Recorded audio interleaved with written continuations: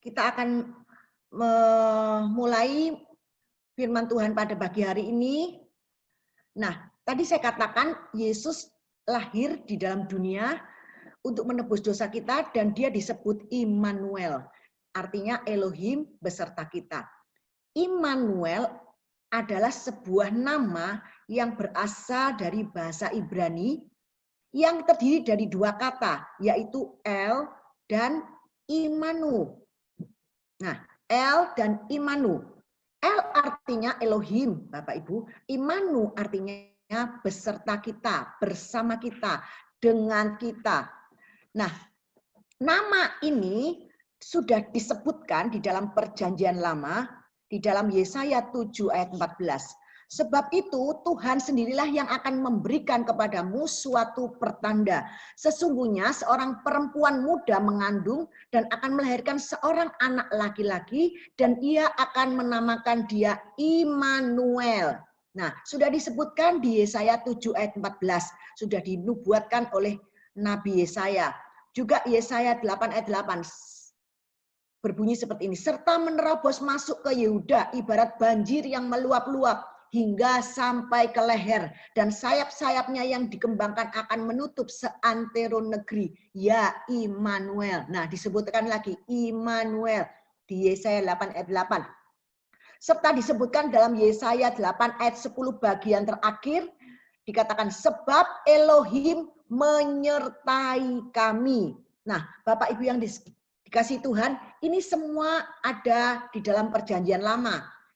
Kitab Ibrani ya, di dalam Alkitab kita, kitab Perjanjian Lama. Dan muncul juga di Perjanjian Baru, yakni di dalam Matius 1 ayat 23 yang berbunyi seperti ini. Sesungguhnya anak darah itu akan mengandung dan melahirkan seorang anak laki-laki dan mereka akan menamakan dia Immanuel, yang berarti Elohim menyertai kita. Dan ini mengutip di Yesaya 7 ayat 14 tadi. Saya sangat terkesan dengan kata-kata Immanuel ini karena arti kata ini sangat dalam, Bapak Ibu. Artinya dia selalu bersama-sama dengan kita. Selalu, always, tidak pernah sedetik pun dia meninggalkan kita. Ada sebuah lagu lama, tak sedetik pun kau tinggalkanku, anugerahmu melimpah bagiku. Nah, banyak ya lagunya tentang penyertaan Tuhan ini banyak sekali. Dan saya sangat ingin kita semua menyadari senantiasa bahwa Tuhan itu tidak pernah meninggalkan kita sedetik pun. Selalu, always dia bersama-sama dengan kita di dalam segala keadaan apapun. Nah, dan ini diperjelas dengan kesaksian seorang yang menderita COVID-19 dan sempat mengalami koma. Nah, dalam kondisi koma itu dia mengalami perjumpaannya dengan Tuhan di surga. Dan Tuhan memperlihatkan kehidupannya sejak dia lahir, Bapak Ibu, sampai dia koma di rumah sakit itu. Dan Tuhan memperlihatkan bagaimana dia selalu ada bersama-sama dengan Ronald, nama orang tersebut, di dalam segala situasi yang dialaminya. Sekalipun Ronald tidak bisa melihat dengan kasat mata, tapi Tuhan senantiasa ada bersama-sama dengan Ronald. Demikian juga dengan kita, Bapak Ibu. Tuhan itu sangat setia. Dia selalu ada bersama-sama dengan kita. Dialah yang meluputkan kita dari segala situasi, dari semua situasi buruk yang akan menimpa kita tanpa kita ketahui, Bapak Ibu. Nanti pada waktu pulang ke surga, saya yakin kita juga akan diperlihatkan dengan Tuhan. Bagaimana Tuhan sudah menyertai kita di dalam segala situasi dan keadaan kita. Dan pada waktu Tuhan memperlihatkan itu kepada kita, saya percaya kita tidak akan bisa berkata apa-apa, kita bisanya cuma nangis, Bapak Ibu.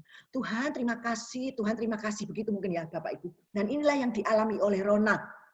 Nah, dia selalu ada bersama-sama kita. Dan dia tahu kita mengalami kesusahan. Dan dia selalu menolong kita dengan caranya yang ajaib. tanpa kita ketahui, tanpa kita sadari, dialah yang selalu menolong kita dengan cara yang ajaib. Mari kita akan melihat Bapak Ibu sebagian dari cuplikan kesaksiannya yang sungguh sangat memberkati saya, dan saya harap juga memberkati Bapak Ibu pada pagi hari ini.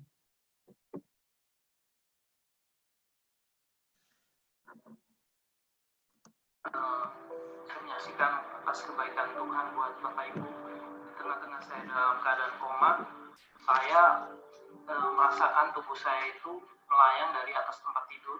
Ketika itu saya sudah berada di ruangan yang saya nggak tahu itu di ruangan ICU atau di ruangan IGD-nya, tetapi mata saya sudah terbuka dan saya melihat tubuh saya sudah terbang dari tempat tidur itu, dan saya melihat plafon ruangan itu terang, dan tiba-tiba tubuh saya naik ke atas dan saya melihat saya melayang dan naik ke atas dan masuk dalam terangnya plafon itu. Lalu Bapak Ibu, saya tiba-tiba setelah saya masuk dari tempat itu, lalu saya tiba-tiba berada di sebuah taman yang indah sekali.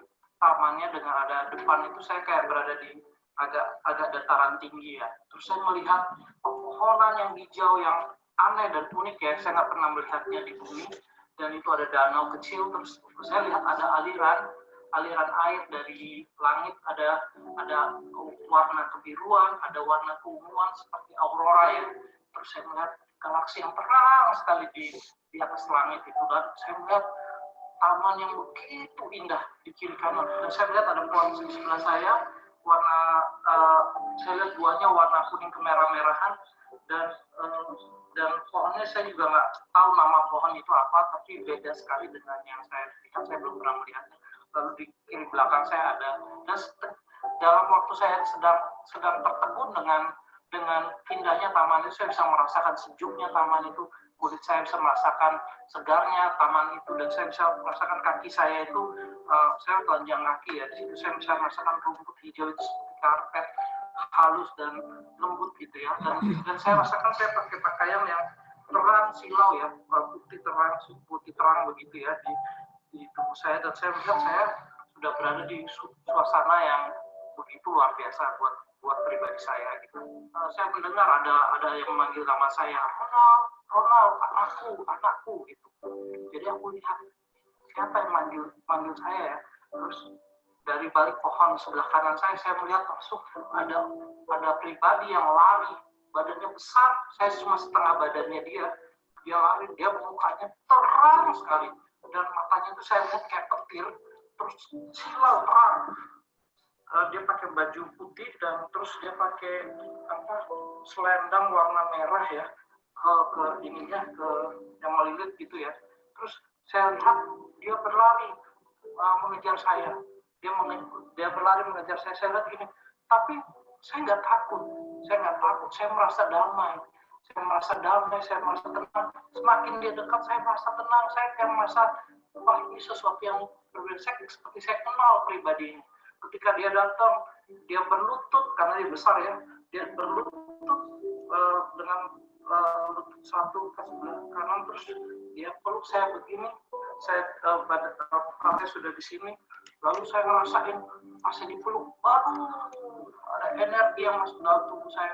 Tiba-tiba tubuh saya itu bergetar yang gemetar. Tiba-tiba saya menangis. Saya kok ngerasain sesuatu yang luar biasa, sukacita. Hati saya penuh dan damai sekali yang nggak pernah saya rasakan sebelumnya. Ketika saya dipeluk itu, saya merasakan kedahsyatan yang luar biasa dalam hidup saya. Di situ saya tahu saya dipeluk Tuhan saat itu. Jadi Bapak Ibu, ketika saya dipeluk sama Tuhan, tiba-tiba saya melihat sebuah penglihatan. Saya melihat seperti saya berada di suasana itu, dan saya melihat di depan saya ada saya sendiri. Saya waktu masih lahir, saya masih baby, saya sampai kecil TK, SD, SMP, bahkan sampai kuliah, sampai menikah dengan istri saya, bahkan sampai saya di ruangan ICU, saya melihat saat diri saya ada Tuhan di samping saya. Saya melihat Tuhan lagi pegang dada saya waktu pas di ruangan ICU itu. Dia pegang dada saya seperti ini, dan dia di samping saya. Nah, saya melihat dari waktu saya masih kecil, ketika saya latihan naik sepeda, saya nggak tahu, ternyata saya diselamatkan Tuhan saat itu. Karena ada batu kerikil, karena jalan rumah saya itu masih berbatu-batu. Tapi ada beberapa batu yang Tuhan tiup. Terus ketika saya belajar, dia tiup, sehingga batu-batu itu minggir tanpa saya tahu. Ternyata saya diselamatkan Tuhan. Kalau tidak, saya mungkin jatuh dan saya kena batu besar di sawah, di samping sawah saat itu, dan mengantuk kepada kepala saya. Dan saya mungkin saat itu bisa gegar otak ataupun saya bisa meninggal di tempat. Tapi di situ saya lihat Tuhan tolong saya. Mulai SD, terus saya pernah diusir sama bapak saya waktu pas malam jam 2 pagi. Saya lari, saya bingung, terus saya bingung cari di mana, karena jam 2 pagi itu saya nggak berani masuk ke rumah orang kan gitu. Jadi saya jalan kaki dan saya menemukan kuburan, samping kuburan ada sanggah gitu ya, sanggahnya orang Bali. Saya tidur di situ karena hangat. Saya tidur di situ dengan pakai sendal saya sebagai bantal tidur saya. Dan pada waktu itu dari tembok kuburan itu ada ular. Saya lihat ada ular itu masuk kuburan, itu masuk ke sanggah itu dan mau menggigit saya. Dan dia 2 meter, warnanya hijau gelap, lalu ada kuning di tubuhnya itu, dan matanya merah. Waktu dia lagi mendekati saya begini, lalu Tuhan hadir. Tuhan hardik dia, pergi. Lalu dia pergi, ular itu pergi. Dan saya lihat, Tuhan tolong saya. Waktu saya masih kecil, saya nggak tahu kalau saya diselamatkan Tuhan malam itu. Pada waktu saya udah mulai dewasa, saya banyak melakukan kesalahan dalam hidup saya.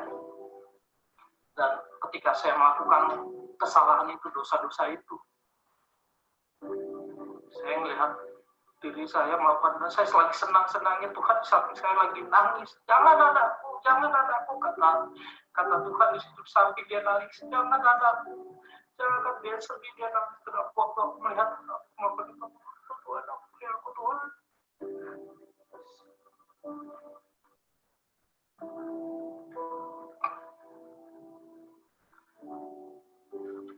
Ampuni aku Tuhan Yesus, ampuni aku. Waktu itu saya bilang gitu, saya malu dan saya bilang ampuni saya Tuhan.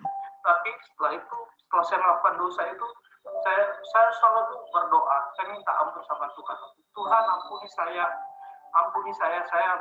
bodoh, uang saya habis gara-gara ini. Tapi saya kaget ketika saya lagi berdoa gitu, saya lihat diri saya lagi berdoa begitu. Tuhan senang, dia menari di samping saya dan dia langsung peluk dari belakang. Bilang, ampuni kamu anakku, ampuni kau anakku. Iya, aku lihat Tuhan itu baik sekali kau Tuhan. Banyak aku melakukan kesalahan, tapi Tuhan mengampuni aku. Dan ketika saya melihat itu, ketika saya menikah sama istri saya melihat tangannya memberkati kepala saya dan istri saya. Ketika pendeta bilang amin, lalu dia yang tertawa, dia yang bertepuk tangan, dia yang paling bahagia di ruangan itu. Dia yang bahagia di situ. Saya lihat, Tuhan kau baik banget. Kau memberkati aku waktu menikah. Lalu aku bilang, bersyukur aku punya Tuhan seperti engkau. Ketika saya melihat itu, saya bersyukur. Enggak lama kemudian, Tuhan ngomong sama saya. Akulah Tuhan yang menciptakan langit dan bumi. Akulah Tuhan yang memberikan sinar pada matahari, bulan, dan bintang. Akulah Tuhan yang menciptakan segala makhluk. Akulah Tuhan yang mengasihimu, Ronald, seperti biji mataku sendiri. Katanya Tuhan itu.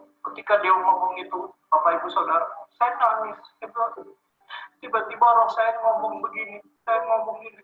Mulut saya tiba-tiba, saya tidak ngomong Tuhan Yesus, saya tidak ngomong Tuhan, tidak ngomong Allah, Elohim, Yahweh, saya tidak ngomong. Roh saya ngomong, iya Bapak, iya Bapak, aku percaya. Saya bilang, ternyata panggilan dia di sana Bapak, Abah Bapak. Ronald, kesempatan adalah hari istimewa. Dan hidup dan mati manusia ada di tanganku. Aku banyak memberikan kesempatan untuk orang hidup, untuk mengenal siapa aku. Aku yang disebut orang Yesus Kristus. Akulah yang disebut orang juru selamat. Akulah jalan, terang, dan hidup. Akulah dia. Aku juga memberikan kesempatan kepada anak-anak untuk percaya. Dan aku memberi satu kesempatan dalam hidup mereka, yaitu doa. Karena disitulah aku mendengar dan menjawab, kata Bapak di sini. Lalu aku, ya Bapak, terima kasih Bapak. Saya bilang begitu. Nah, Ronald, kamu jangan sombong. Ketika kamu sombong dalam hidup kamu, kamu tidak akan bisa mendengar suara. Ketika kamu rendah hati dalam firman, kamu sebesar apapun dentuman ledakan masalah dalam hidup kamu, kamu akan mengerti rencana, kamu akan mengerti jalan-jalan. Kata Bapak. Ketika Bapak ngomong itu, aku langsung itu, terima kasih Bapak. Kau mengasihi aku Bapak. Terima kasih Bapak. Saya bilang begitu. Lalu dia bilang, Ronald, anakku, makan ya. Ini ada makan. Jadi samping itu ada pohon buah, di sebelah kanan saya disuruh makan. Pas saya petik buah itu, warnanya merah setengah kendi. Saya petik ini, langsung saya petik pucuknya gini. Dari pucuknya yang saya petik itu muncul buah baru lagi. Saya langsung kaget, saya terkejut. Ini pohon kok tumbuh buah baru lagi ketika saya petik. Lalu saya makan Bapak Ibu buah itu. Waduh, segar sekali buah itu, sampai airnya itu mengalir di dagu saya sampai di tenggorokan saya. Aduh Bapak, terima kasih Bapak, terima kasih, saya bilang itu. Terima kasih. Di situ Bapak Ibu saya menyaksikan kasih kebaikan Tuhan. Ketika saya makan itu saya rasa segar sekali. Terus tiba-tiba Bapak bilang begini, seperti itulah anakku, aku ingin hidup kamu berbuah, manis, segar, dan berkenan di hatiku. Ketika Bapak ngomong begitu, saya langsung gini, iya Bapak, aku mau, aku bilang itu. Dan di situ saya merasakan sukacita bersama Bapak. Lalu Bapak bilang begini, anakku, aku minta tolong sama kamu. Dia bilang minta tolong. Aku ingin kamu menjadi saksi. Karena ini tempat hanya persinggahan buat kamu. Kamu kembali ya. Ketika Bapak bilang begitu, aku langsung, Bapak, aku nggak mau balik, Pak. Aku mau bersama engkau di sini selamanya, saya bilang begitu. Karena benar Bapak Ibu, ketika sudah bersama Bapak, kita akan mau balik. Karena saya merasakan, waduh, begitu luar biasa tempat itu. Begitu dahsyatnya Tuhan saya. Dan Bapak di surga itu. Bapak di surga bilang begini, anakku, masih banyak ku dengar anak-anakku berdoa, bahkan istri kamu. Tapi rencanaku belum selesai pada kamu. Kamu jangan khawatir, akan kucukupkan hidup kamu. Asal kamu mau menjadi saksi. Akulah, ya, aku ingin mereka semua selamat. Aku mau orang-orang mengenal aku. Aku ingin mereka hidup di dalam keselamatan. Aku nggak mau mereka hidup dalam hukum dosa. Karena aku telah menebus mereka di kayu salib. Aku telah menyelamatkan mereka. Aku ingin mereka bahagia, kata Bapak. Di situ, ketika aku mendengar suara perkataan begitu, benar sekali aku melihat Bapak itu benar-benar kasih. Dia adalah kasih. Dia adalah Tuhan. Dan saya bilang, iya Bapak, saya mau. Ketika saya bilang begitu, Bapak bilang gitu, terima kasih anakku. Lalu tiba-tiba badan saya kayak ditarik dari belakang. Tiba-tiba saya sudah jatuh dari plafon itu, masuk ke dalam tubuh saya lagi. Dan saya langsung saya melihat keadaan saya sudah bangun dan saya langsung lihat saya menyaksikan atas kebaikan. Nah, Bapak Ibu yang dikasih Tuhan, dari kesaksian yang baru kita lihat tadi, kita bisa tahu bahwa sebutan untuk Yesus Immanuel itu adalah benar adanya. Ya, Dia selalu beserta kita, sekalipun kita tidak melihatnya dengan mata jasmani kita. Bahkan Dia yang selalu menolong kita, meluputkan kita dari semua yang membahayakan kita. Dan Dia ikut berbahagia bila kita bahagia. Dan Dia sungguh sangat mengasihi kita.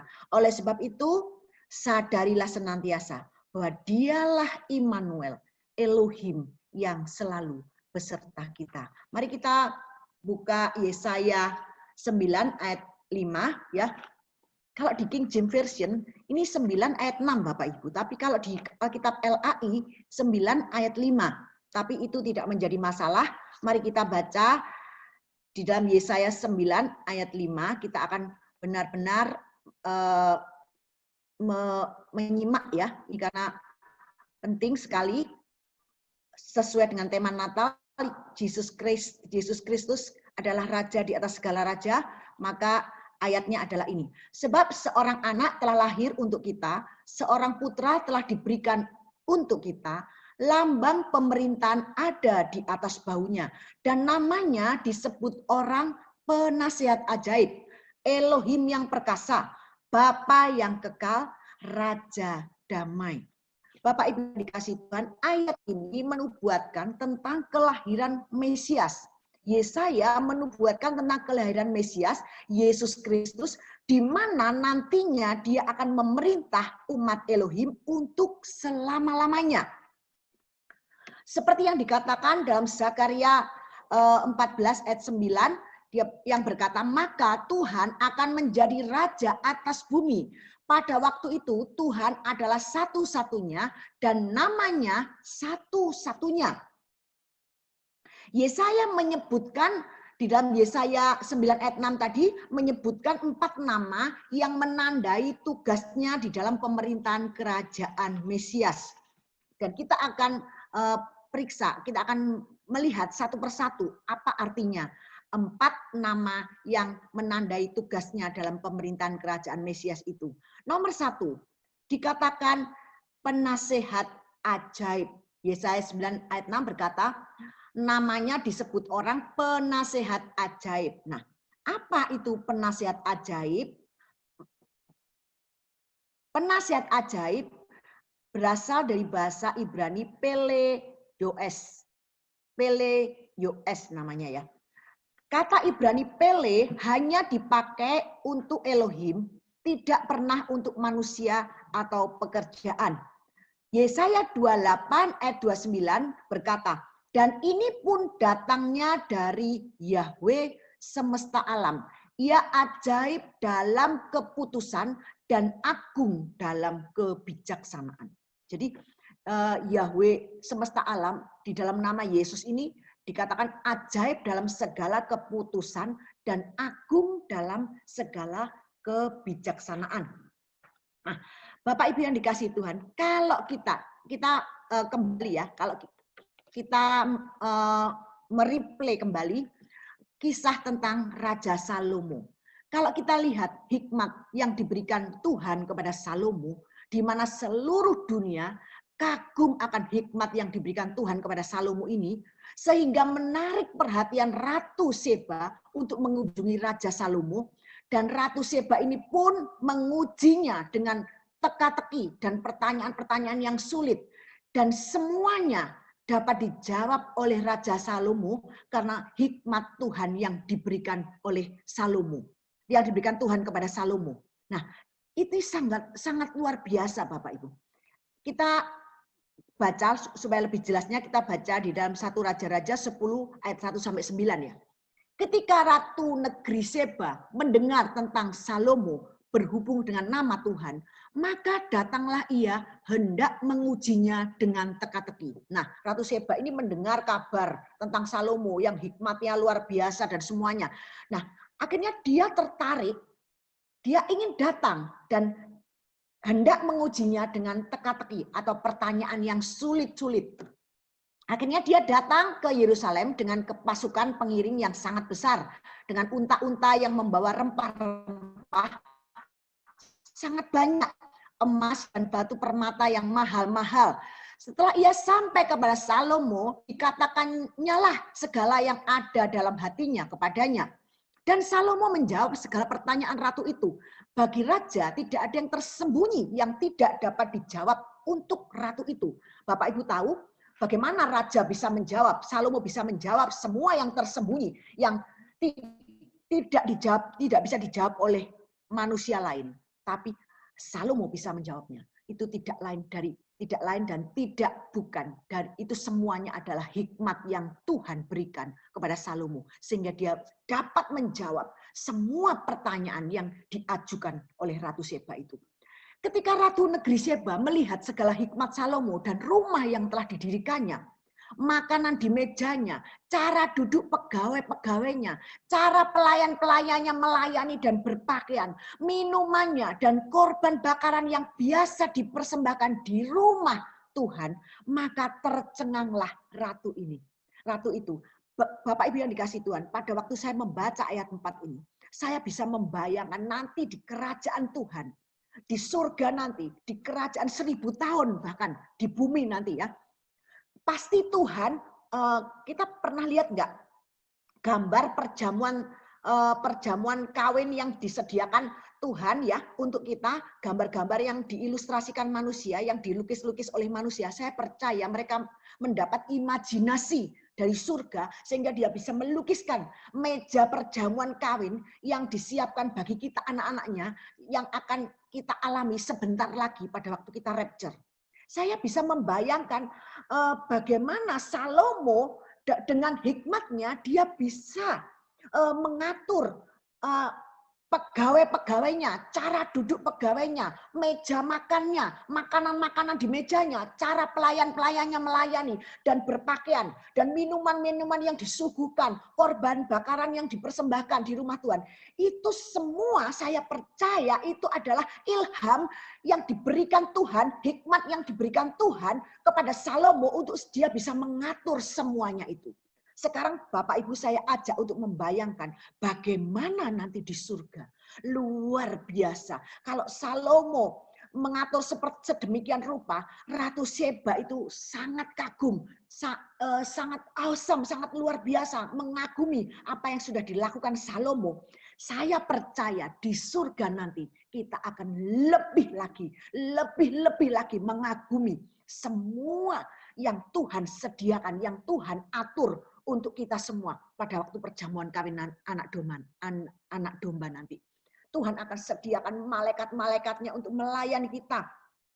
Tuhan akan sediakan makanan di meja yang enak-enak, yang luar biasa.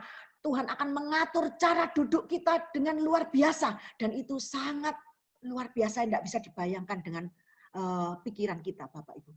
Saya merasakan Tuhan luar biasa nanti Tuhan. Perjamuan kawin anak domba kita menikmati kebahagiaan bersama-sama dengan Engkau. Duduk makan bersama-sama dengan Tuhan. Dengan cara duduk yang Tuhan sudah aturkan buat kita. Luar biasa Bapak Ibu. Itu sangat luar biasa. Saya ingin Bapak Ibu saya pagi ini bisa membayangkan bersama-sama dengan saya. Betapa indahnya nanti. Betapa luar biasanya nanti. Tidak pernah seperti yang kita pikirkan saat ini. Dan tidak pernah kita temui di dunia. Cara duduk pegawai-pegawai, cara pelayan-pelayan, malaikat-malaikat yang melayani kita nanti Bapak Ibu. Di surga yang luar biasa. Saya tidak sabar Bapak Ibu untuk melihat semuanya itu. Karena sungguh sangat luar biasa. Nah, ayat 6. Dan dia berkata kepada raja, Ratu Seba ini berkata kepada Raja Salomo, benar juga kabar yang kudengar di negeriku tentang engkau dan tentang hikmatmu. Tetapi aku tidak percaya perkataan-perkataan itu sampai aku datang dan melihatnya dengan mataku sendiri. Mungkin kita juga seperti itu, kita mungkin tidak bisa membayangkan perjamuan kawin anak domba itu seperti apa. Tapi pada waktu kita datang nanti, kita akan melihat dengan mata kita sendiri. Dan sungguh, kata Ratu Seba, setengahnya pun belum diberitahukan kepadaku dalam hal hikmat dan kemakmuran. Engkau melebihi kabar yang kudengar. Nah, di dalam ayat terjemahan IMB, ayat 7b ini dalam terjemahan IMB bisa lebih jelas ya. Dan sesungguhnya, setengahnya pun belum diceritakan kepadaku. Engkau telah memiliki hikmat dan kemakmuran lebih dari yang telah kudengar. Jadi lebih dari yang sudah diceritakan kepada Ratu Seba, itu tidak ada setengahnya Bapak Ibu. Ratu Seba ini diceritain sama orang-orang, tapi dia berkata, enggak ada setengahnya yang diceritakan kepadaku.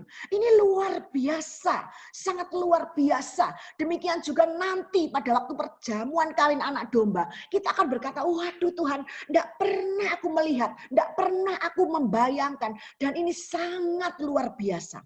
Kalau Salomo diberikan sedikit dari hikmat Tuhan, dia bisa melakukan semuanya dengan sangat luar biasa.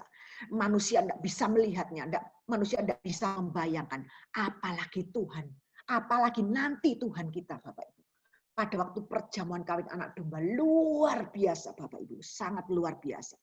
Bapak Ibu pernah membayangkan pesta kawin yang paling meriah, yang manusia mungkin yang paling kaya di dunia bisa merayakan pesta perkawinan, perjamuan kawin, tidak akan bisa melebihi Tuhan, Bapak Ibu. Luar biasa, luar biasa. Dan saya ingin Bapak Ibu membayangkan itu. Dan sungguh sangat luar biasa. Ayat 8, berbahagialah para istrimu, berbahagialah para pegawaimu ini yang selalu melayani engkau dan menyaksikan hikmatmu. Terpujilah Tuhan Elohimmu yang telah berkenan kepadamu sedemikian, sehingga ia mendudukkan engkau di atas tahta kerajaan Israel.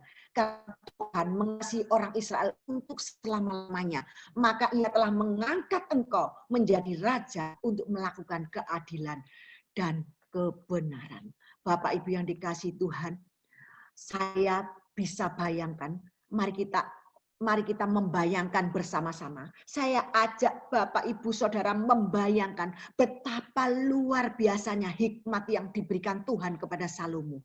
Inilah kira-kira sedikit gambaran arti atau maksud dari penasehat ajaib itu yang merupakan hikmat yang sempurna. Kata-katanya mempunyai arti hidup yang kekal. Mari kita lihat Yohanes 6 ayat 63. Berkata, rohlah yang memberi hidup. Tuhan berkata, rohlah yang memberi hidup. Daging sama sekali enggak berguna. Perkataan-perkataan yang kukatakan kepadamu adalah roh dan hidup. Jawab Simon Petrus ayat 68 ya. Yohanes 6 ayat 68. Jawab Simon Petrus, Tuhan, kepada siapakah kami akan pergi? Perkataanmu adalah perkataan hidup yang kekal. Bapak Ibu yang dikasihi Tuhan, hikmat yang diberikan Tuhan kepada Salomo ini cuma sangat-sangat sedikit, bukan cuma sedikit, tapi sangat-sangat sedikit sekali. Tetapi bagi manusia itu sudah sangat luar biasa. Apalagi Bapak Ibu, kalau kita bertemu dengan sumber hikmat itu sendiri, yaitu Yesus. Wow, tidak ada yang bisa kita ucapkan Bapak Ibu. Tidak ada yang bisa kita katakan, kita tidak akan bisa ngomong apa-apa. Bisanya cuma nangis Bapak Ibu. Dan berkata dalam hati, luar biasa Engkau Tuhan, luar biasa Engkau Tuhan. Dan pada waktu saya nulis ini pun Bapak Ibu, nulis khotbah ini pun, saya nangis Bapak Ibu. Saya nangis dan nangis, tidak nangis hanya keluar air mata. Tapi nangis saya pada waktu saya nulis ini, saya beraung-raung Bapak Ibu. Yang tidak pernah saya lakukan, saya nangis dengan keluar suara sampai meraung-raung. Sampai saya pikir, waduh ini di luar nanti bisa dengar saya nangis ini, dikirain ngapain ya. Padahal saya melihat bagaimana Tuhan itu sungguh sangat luar biasa. Saya dipenuhi dengan hadirat Tuhan di kamar saya pada waktu saya nulis ini. Mari kita lanjutkan, kita baca Yesaya 11 ayat 1-10. Nah, suatu tunas akan keluar dari tunggul Isai, dan taruk yang akan tumbuh dari pangkalnya akan berbuah. Roh Tuhan akan ada padanya. Roh hikmat, roh pengertian, roh nasihat, roh keperkasaan, roh pengenalan dan takut akan Tuhan. Nah ini semua roh-roh ini ada di dalam Yesus Bapak Ibu. Roh hikmat, roh pengertian, roh nasihat, roh keperkasaan, roh pengenalan dan takut akan Tuhan ada di dalam Kristus. Ya, kesenangannya ialah takut akan Tuhan. Ia tidak akan menghakimi dengan sekilas pandang saja atau menjatuhkan keputusan menurut kata orang. Nah, tetapi ia akan menghakimi orang-orang lemah dengan keadilan dan akan menjatuhkan keputusan terhadap orang-orang yang tertindas di negeri dengan kejujuran.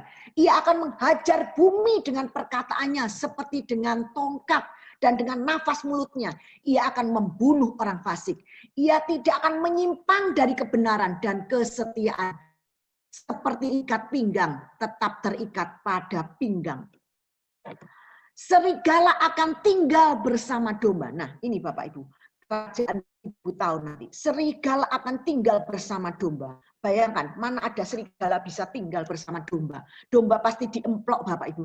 Domba pasti dicaplok dengan serigala. Kalau di dalam dunia ini, dunia sekarang ini, yang penuh dengan kejahatan. Manusia, binatang cenderungnya adalah jahat semua. Tapi di dalam kerajaan mesianik, di dalam kerajaan Mesias yang akan datang, dikatakan serigala akan tinggal bersama domba. Dan macan tutul akan berbaring di samping kambing. Anak lembu dan anak singa akan makan rumput bersama-sama. Dan seorang anak kecil akan menggiringnya. Luar biasa Bapak Ibu. Bayangkan kerajaan Mesianik yang akan datang, yang sebentar lagi akan kita nikmati. Lembu dan beruang akan bersama-sama makan rumput. Dan anaknya akan bersama-sama berbaring. Sedang singa akan makan jerami seperti lembu. Nah inilah kembali ke Firdaus Bapak Ibu. Di mana singa tidak makan daging. Tapi singa makan rumput, makan jerami seperti lembu. Nah anak yang menyusu akan bermain-main dekat liang ular tedung. Dan anak yang cerai susu akan mengulurkan tangannya ke sarang ular beludak. Nah, kalau sekarang di dunia ini mana ada seperti ini Bapak Ibu. Nah, tidak ada yang akan berbuat jahat atau yang berlaku busuk di seluruh gunungku yang kudus. Sebab seluruh bumi, ini dalam kerajaan 1000 tahun ya Bapak Ibu, seluruh bumi penuh dengan pengenalan akan Tuhan. Seperti laut yang menutupi dasarnya. Maka pada waktu itu Taruk dari pangkal Isai akan berdiri sebagai panji-panji bagi bangsa-bangsa. Taruk dari pangkal Isai ini adalah Yesus Bapak Ibu. Dia akan berdiri sebagai panji-panji bagi bangsa-bangsa. Dia akan dicari oleh suku-suku bangsa. Dan tempat kediamannya akan menjadi mulia. Luar biasa. Ini merupakan ayat mesianik yang menggambarkan pemerintahan kerajaan Mesias yang sebentar lagi kita akan alami. Saya senantiasa merindukan ini semua cepat terjadi. Tuhan, cepat terjadi, cepat terjadi. Nah, kembali ke tadi yang dikatakan hikmat tadi ya. Perkataan Tuhan itu adalah perkataan roh dan hidup. Perkataan Tuhan itu adalah perkataan kehidupan yang kekal. Perkataan hidup yang kekal. Bukan kata-kata seperti kata-kata nabi-nabi yang biasa di dunia ini Bapak Ibu. Tapi perkataannya adalah perkataan hidup dan yang kekal. Saya ingin jemaat NCC semua mempunyai perkataan-perkataan Kristus di dalam mulutnya. Perkataan hidup yang kekal. Kalau bercerita, kalau kita ketemu, kita cerita, kita selalu cerita Yesus, cerita kehidupan yang kekal. Perkataan-perkataan kita mengandung perkataan hidup yang kekal. Perkataan kita adalah roh dan hidup seperti Kristus. Karena Kristus sudah ada di dalam kita. Hendaknya perkataan Kristus, hikmat Kristus itu yang memenuhi hidup kita. Dan yang nomor 2 Bapak Ibu. Gelar yang nomor 2 ya. Nama yang nomor 2. Nomor 1 tadi nasihat ajaib. Nomor 2 adalah Elohim yang perkasa. Elohim yang perkasa bahasa Ibrani-nya ada El Gibor atau Mighty God ya. Kita bisa lihat di Kolose 2 ayat 9 sampai 10, sebab di dalam Dialah berdiam secara jasmania seluruh kepenuhan keelohiman. Dan kamu telah dipenuhi di dalam Dia. Kita semua telah dipenuhi di dalam Dia. Dialah kepala semua pemerintah dan penguasa. Nah, Bapak Ibu yang dikasihi Tuhan, Yesuslah Elohim yang perkasa, yang secara jasmani seluruh kepenuhan Elohim berdiam di dalam Dia. Dan kita yang percaya kepadanya dipenuhi di dalam Dia. Yesuslah kepala dari semua pemerintahan dan penguasa yang di udara, di langit, di bumi, maupun di bawah bumi. Maksud pemerintahan dan penguasa di udara itu adalah seperti yang disebutkan di dalam Efesus 6 ayat 12. Nah, karena perjuangan kita bukanlah melawan darah dan daging, tetapi melawan pemerintah-pemerintah, melawan penguasa-penguasa, melawan penghulu-penghulu dunia yang gelap ini, melawan roh-roh jahat di udara. Jadi pemerintah dan penguasa di udara itu adalah pemerintah dan penguasa kerajaan kegelapan, yaitu iblis dan semua antek-anteknya. Sehingga semua yang di udara, yang di langit, di bumi, pemerintah dan penguasa yang ada di bumi, maupun yang ada di bawah bumi, penguasa kerajaan kegelapan, semuanya akan bertekuk lutut di hadapan Elohim yang perkasa di dalam nama Yesus. Wow, luar biasa Bapak Ibu. Kita bisa bayangkan Bapak kita, Aba Bapak kita, yang adalah Tuhan di atas segala Tuhan, Raja di atas segala Raja. Dia yang memerintah dan di mana semua pemerintahan dan penguasa yang di langit, di bumi maupun di bawah bumi harus bertekuk lutut di hadapan Dia, di hadapan nama di atas segala nama. Tidak ada yang bisa melawan Dia. Itu luar biasa. Dan kita ini anak-anaknya, Bapak Ibu. Kita anak-anak Tuhan di atas segala Tuhan, Raja di atas segala Raja yang berkuasa di atas alam semesta ini. Kitalah anak-anaknya. Hendaknya kita senantiasa menyadari semuanya ini. Filipi 2 ayat 10 sampai 11 berkata, supaya di dalam nama Yesus bertekuk lutut segala yang ada di langit, yang ada di atas bumi, yang ada di bawah bumi, dan segala lidah mengaku Yesus Kristus adalah Tuhan bagi kemuliaan Elohim Bapa. Haleluya. Luar biasa Bapak Ibu.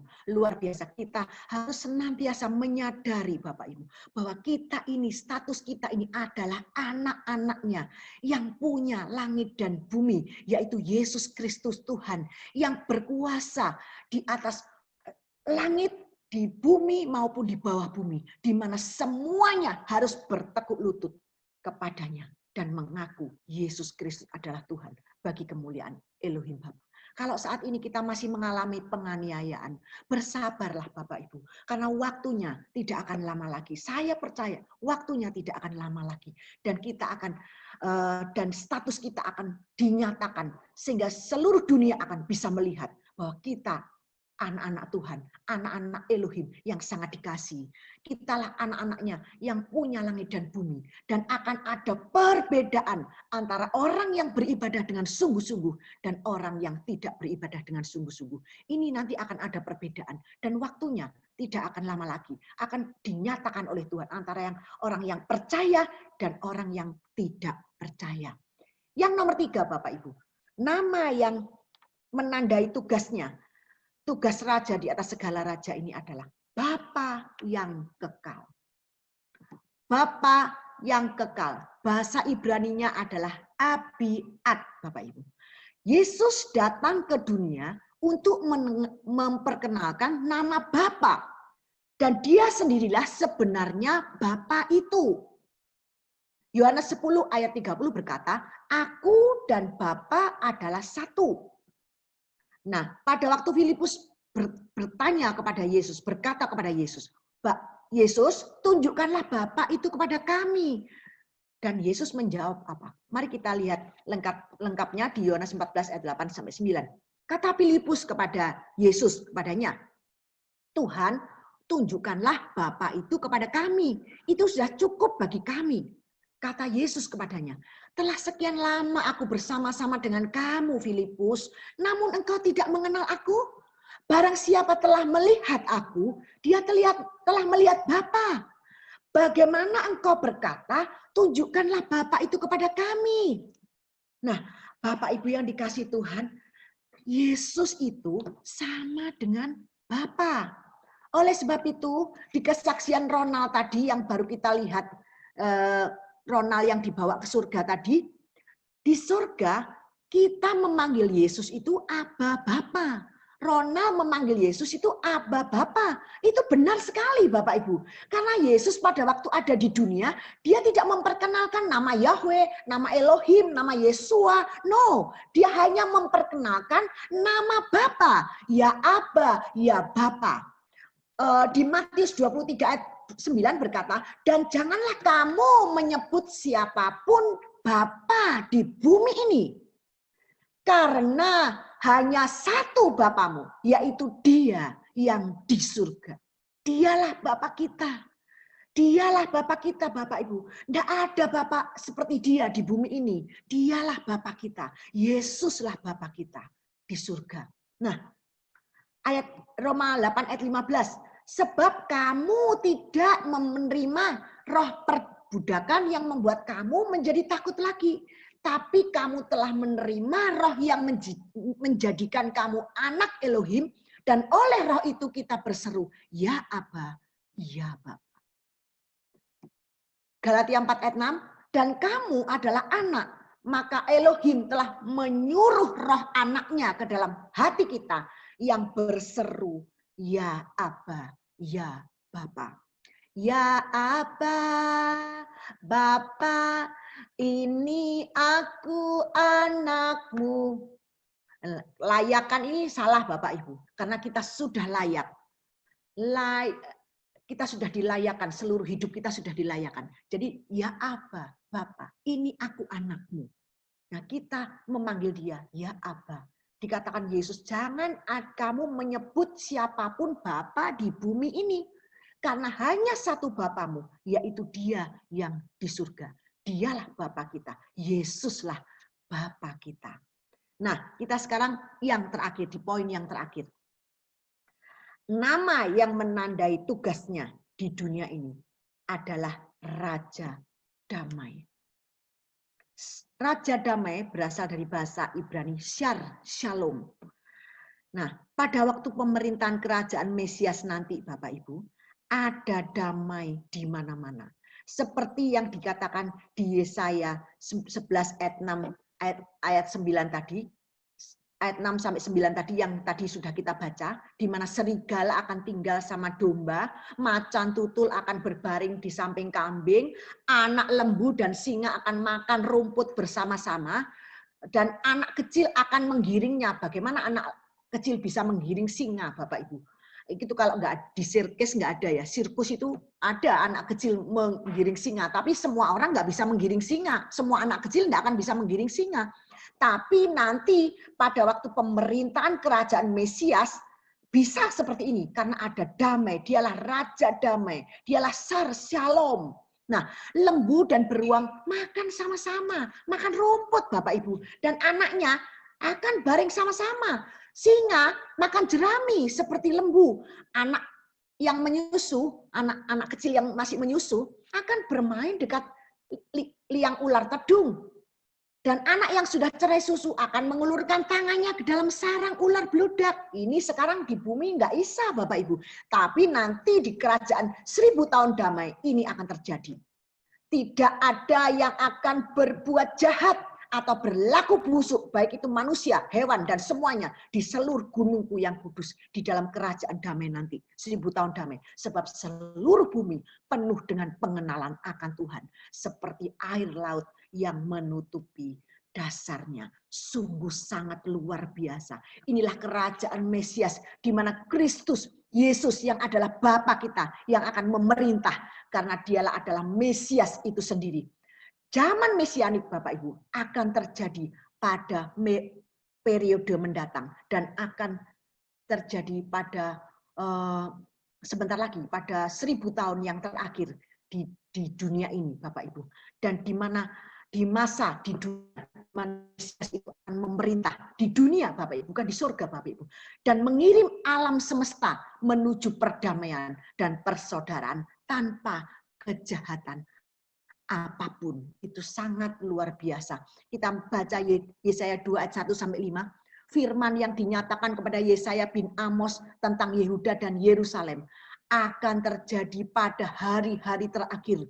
Gunung tempat rumah Tuhan akan berdiri tegak di hulu gunung-gunung dan menjulang tinggi di atas bukit-bukit. Segala bangsa akan berduyun-duyun ke sana. Kemana? Ke Yerusalem, Bapak Ibu.